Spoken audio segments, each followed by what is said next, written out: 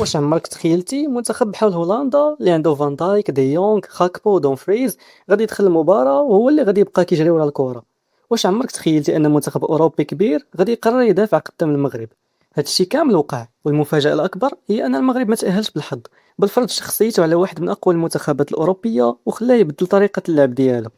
اليوم غادي نحلو كيفاش أسود الأطلس داروا مباراة تكتيكية كبيرة، وعلاش حتى الصحافة العالمية خرجت كتهضر على المغرب باحترام كبير بعد هاد المواجهة. منذ البداية كان واضح أن محمد وهبي حضر المباراة مزيان، دخل بتشكيلة فيها تغييرات، لكن الفكرة كانت واضحة: السيطرة على وسط الميدان قبل أي حاجة. ثلاثي أيوب بوعدي، بلال الخنوس وعز الدين أناحي كانوا كيتحركوا بطريقة ذكية، وكل ما كانت الكرة عند الهولنديين الضغط كيبدا مباشرة، والنتيجة المغرب استحوذ على حوالي 70% من الكرة.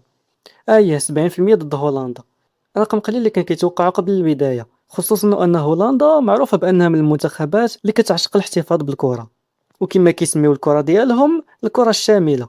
لكن اللي وقع كان العكس تماما، الهولنديين بداو كيتراجعوا للخلف وخلاو المغرب يبني الهجمة بكل راحة.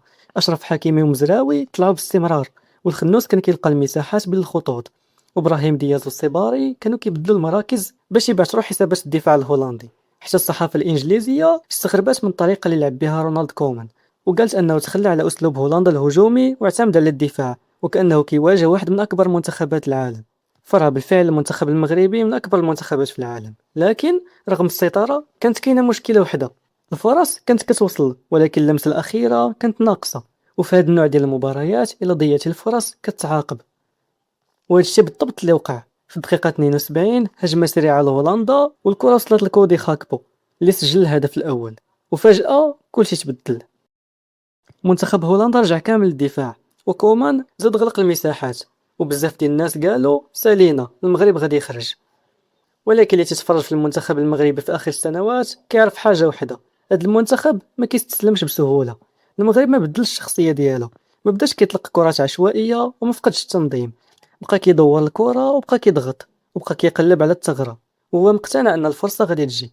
وهاد النقطة بالضبط هي اللي فرقت بين المغرب ديال اليوم والمنتخبات اللي كانت كتنهار مباشرة ملي كتستقبل الهدف.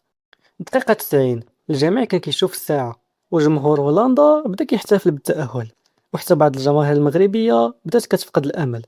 ولكن داخل الملعب اللاعبين ديال المغرب كان عندهم رأي آخر. الضغط موقفش، الكرة بقات كدور من جهة لجهة، وهولندا رجعت كاملة تقريبا داخل منطقة الجزاء ديالها. وهنا وقع الخطأ اللي المغرب كان كيتسناه: شمس الدين طالبي رفع كرة ممتازة داخل المنطقة، وعيسى ديوب طلع فوق فان دايك وضرب الكرة بالراس، والهدف جا. هدف التعادل في الوقت بدل الضائع، انفجار في المدرجات وصمت عند الجماهير الهولندية. الهدف ما كانش صدفة، لأنه جا بعد أكثر من 90 دقيقة ديال الضغط المستمر والاستحواذ والإيمان بأن المباراة ما سالاتش حتى كيصفر الحكم. هذا الهدف جرى المباراة للأشواط الإضافية. الغريب هو أن هولندا اللي كانت متقدمة في النتيجة ما قدرتش ترجع تهاجم، بان التعب على اللاعبين، بينما المغرب بقى محافظ على التنظيم ديالو. وحتى في الأشواط الإضافية كان هو المنتخب اللي كيبان أكثر ثقة بالكرة. تما فين شفنا الفرصة ديال سفيان الرحيمي اللي صراحة كانت غادي تقتل الماتش. فصيفط كوب مانرز لأمستردام، ولكن الإنهاء ما كانش مزيان، وكلها الجارديان ديال هولندا اللي كان من أفضل اللاعبين في المباراة. وكما تنعرفوا كاملين فاش تيكون أحسن لاعب عندك في الماتش هو الجارديان، يعني راك راجع للدفاع وتتاكل في العصا. ومن بعد وصلنا للحظة اللي ولاو المغاربة كيعتبروها تخصص ديال ياسين بونو: ركلات الترجيح. من اول ركله بونو كان كيقرا تحركات اللاعبين وكيضغط عليهم نفسيا، وفعلا تصدى ركله حاسمه من لاعب سامرفيل وخلى المغرب قريب بزاف من التاهل. ومن بعد جا الدور ديال اسماعيل الصباري، وقف قدام الكره بكل هدوء وسجل الركله الاخيره. المغرب تاهل بنتيجه 3-2 بركلات الترجيح. مره اخرى بونو كان البطل، ولكن الحقيقه هي ان التاهل كان نتيجه عمل جماعي دام 120 دقيقه كامله، ماشي غير 5 ركلات ترجيح. إلا رجعنا للإحصائيات غادي نفهموا علاش بزاف ديال المحللين قالوا أن المغرب استحق التأهل. الاستحواذ وصل لحوالي 70%، سيطرة واضحة على وسط الميدان، وهولندا اضطرت تدافع أغلب فترات المباراة، رغم أنها من المدارس الكروية اللي معروفة بالاستحواذ وبناء اللعب.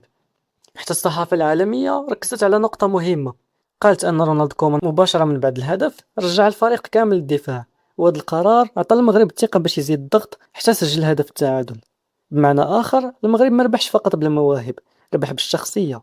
ربح بالصبر وربح لأنه بقى مؤمن بالخطة ديالو حتى لآخر ثانية. وكاين واحد اللاعب ما خصناش نساوه اللي هو عيسى ديوب.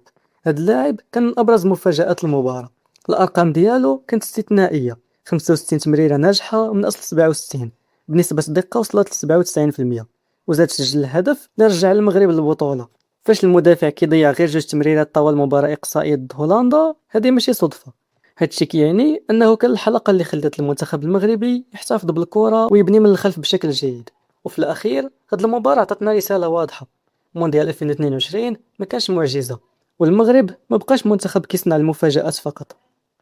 اليوم المغرب ولا منتخب كبير كيقدر يفرض أسلوبه حتى على منتخبات بحال هولندا، وكيخلي العالم كامل يحترم الكرة المغربية. والأجمل أن الرحلة ما سالاتش هنا، أسود الأطلس دابا غادي يواجهوا كندا، والحلم ديال الذهاب بعيدا في كأس العالم مازال مستمر. إلا عجبك التحليل ما تنساش دير لايك واشتراك، وخلي لي رأيك في لي كومونتير. شكون كان رجل المباراة بالنسبة ليك؟ بونو، ديوب، ولا شي لاعب آخر؟